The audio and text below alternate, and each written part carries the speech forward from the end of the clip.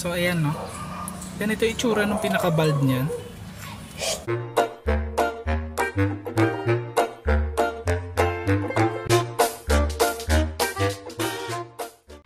Hello, good day mga chong! So ngayon no, gagawa tayo ng panibagong video tutorial. Pero kung makikita nyo, iba yung sasakyan na gamit natin. Kasi Wigo Gen 1 naman tong gagawa natin ng video tutorial.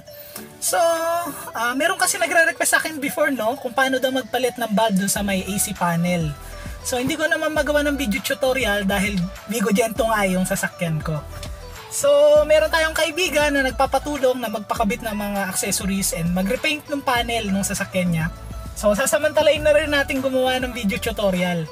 So, ngayon papakita ko sa inyo kung paano magpalit ng bulb nung AC panel nung Wigo Gen 1. So, kung di ka pa nakasubscribe, mag-subscribe ka na, no? So, ini-aim natin magkaroon ng 700 subscribers. So, malaking tulong kung magsasubscribe ka. So, hindi ko na papatagalin. So, papakita ko na sa inyo kung paano natin papalitan ng bulb yung AC panel. Let's go! So, ito yung AC panel ng Wigo Gen 1, no? So, ang madalas na nababasted dyan is yung bulb na itong AC panel. Kasi, madalas natin ginagamit yung aircon natin. Yung sa defogger, hindi naman masyado. Etong hazard light, hindi rin naman masyado, no? So, ito talaga yung madalas na nababasted dyan. So, ang kailangan nyo ngayon gawin, kailangan natin tanggalin to, no? Yung pinaka-panel. So, itong knob, hinihila lang naman yan. So, tatanggal nyo na yan. Tapos, ito, kailangan nyo rin itong hugutin, no? Yan, hinihila lang yan. Sa Wigo Gen 2, hindi nyo na kailangan tanggalin to. Pwede nyo nang tanggalin yung pinaka-panel kahit na hindi nyo tinatanggal to, no? Tapos, kailangan nyo tanggalin tong tornilyo na to. Yan.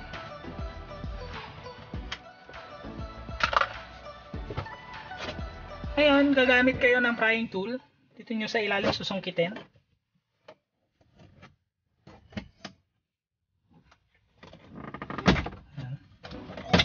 So, tanggal na agad yung panel natin.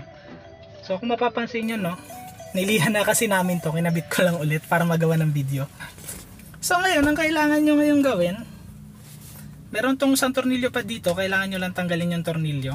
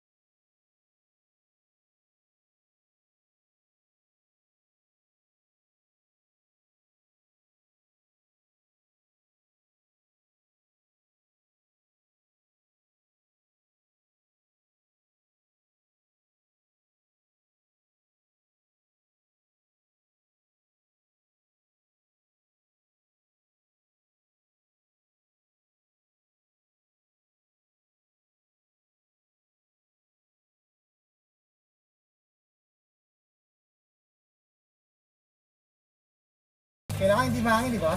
Tsaka kuya, baka bawal. Kailangan ba hindi mahangin? Dapat lang kuya. O doon na lang sa loob.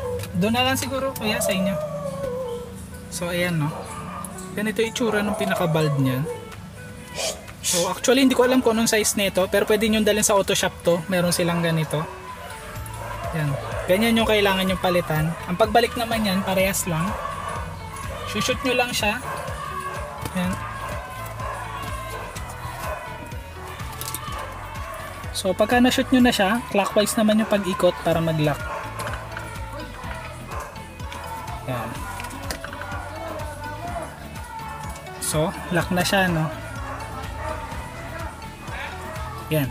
So ngayon, ang pagbalik naman niya, madali lang. Insert nyo lang ulit siya. Yan. Pagka nakarinig kayo ng gano'n, nakalock na yan. Hindi nyo na mahihila yan.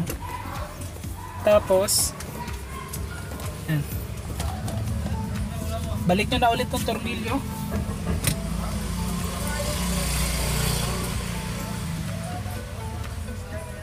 Yan. So, itong panel na to, pwede nyo na rin to ibalik, no? Pero hindi ko na to ibabalik kasi magre-repaint nga kami.